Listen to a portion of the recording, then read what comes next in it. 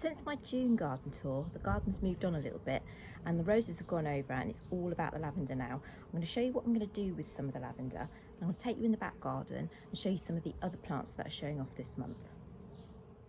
My lavender is Hidcote variety, which is a dark purple short growing variety, and you should pick it when it's in full flower. Don't worry, I'm going to leave loads for the bees. I'm just going to pick some to make a beautiful wreath. Okay, so I've cut all my lavender and I've come into the shade and I'm going to bunch the lavender together into these little bundles, which I'm going to tie with string like this. So you don't want them too even, you want them just naturally bunched together. Then I'm going to get my raffia wreath base and I'm going to place them like this. So one will be slightly to the outer side and then one to the inside like this, and I'm going to use wire, and then you overlap like this so you don't see the stems, and I'm going to use some of this wire here to wind around, and I'll do a time lapse just to show you. It really is the simplest wreath.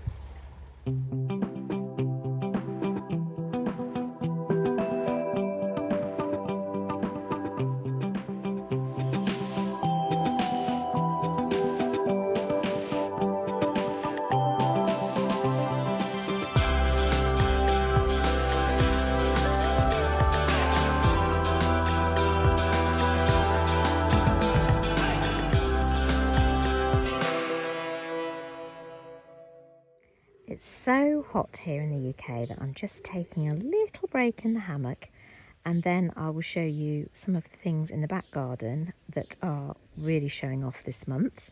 You can see two of them from here, which is the Agapanthus, and I'll give you a close-up in a moment, but as they're South African, they are loving this heat wave, and they have got, I think, about 20 to 25 flowers on each pot. Now it's a beautiful evening and I thought I would wait and until the sun had gone down a little bit to show you my Agapanthus. I've got two pots, and as you can see they are not very big terracotta pots and they are full to the brim with plants. Now about 3 years ago these didn't flower at all. Last year they did pretty well. This year they're incredible. So on this set of plants here in this pot, there's about 18 in this pot, and when they're fully open, oh look at all the little hoverflies all over them, they are huge. So these are just starting to open, and then I've got another pot of them over here, which I think there's about 20 on here, and there are a few more, even more coming, just tiny ones starting to grow. These are a little bit further behind, but you can imagine when they are in full flower they're going to be absolutely stunning. They look a little bit paler and white to start with. Now these Agapanthus don't lose their leaves, so I'll try and find the variety and I'll put it in the description box. They don't lose the leaves, and I actually put the pots into the greenhouse when it's frosty or winter, and I don't hardly water them until about March time, and then I'll give them a feed and water, and that seems to set them off growing. Something else I wanted to show you, the olive is looking super healthy. Do you remember I did a YouTube on pruning the olive? Well, you can see, if you go back and have a look at that, how it does make the olive bush out, and nearly all of this growth is new, fresh growth, so it looks really healthy. I've got sedums growing in this sort of gravel bed around it, and I keep adding more. I've added a few more, but these ones here, this purple sedum with the pink flowers, has been here for about 5 years, and I absolutely love it in the summer. In fact, I love all the sedums in here. And I've also got some thyme.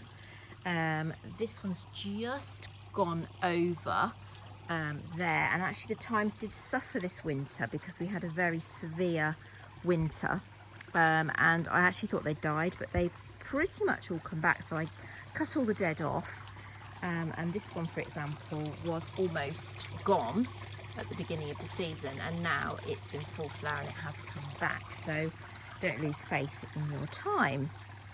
So yeah, that's what I wanted to show you there. And then I also wanted to show you, just take you into the house, my bar twig. So this is my bar, this room. If you go on my Instagram, you can see more about the bar. But this twig I put up a couple of Christmases ago, and it's never come down.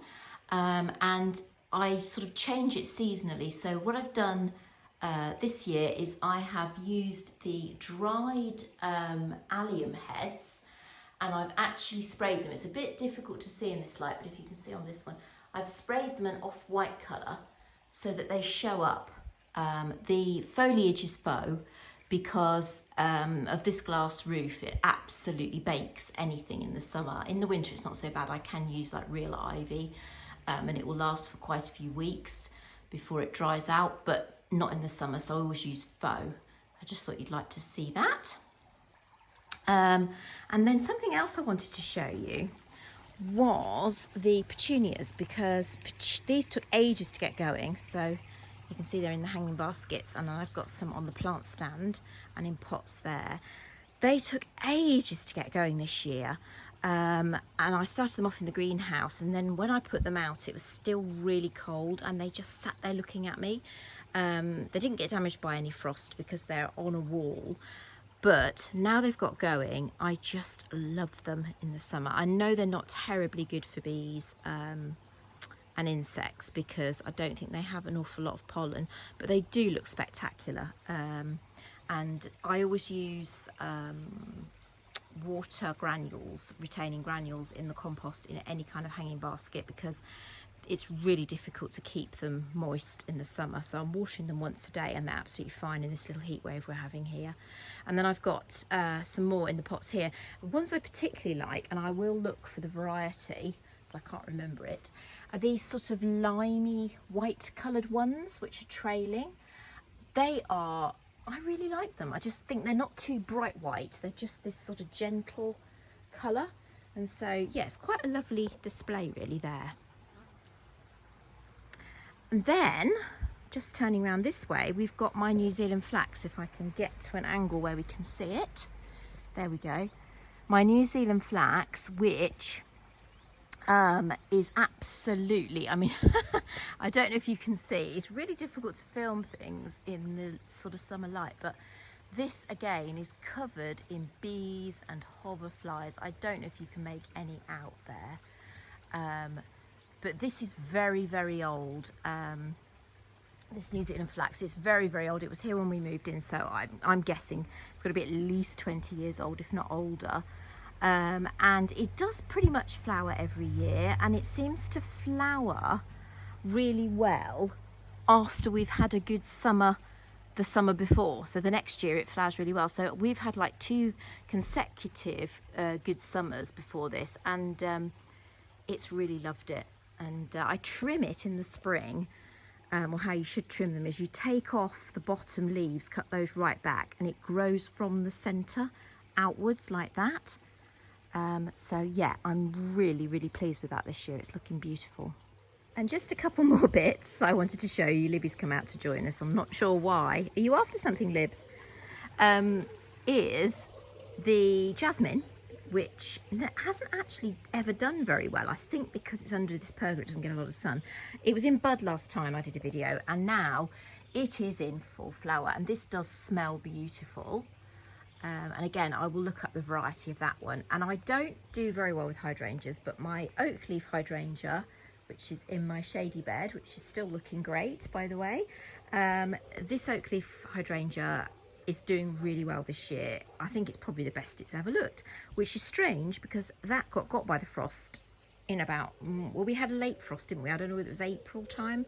We had a late frost at the beginning of April, and a lot of the buds were frosted, and I thought maybe it wouldn't flower, but as you can see, it is.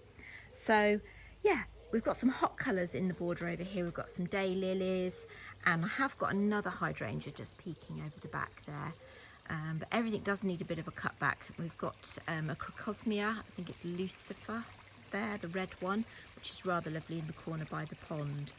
So yeah, everything's moving into August, and I'll come back in August and give you another look and how things have changed, because I've got lots of other things that will be coming out then. And I will also do another little look at the vegetable garden maybe next week.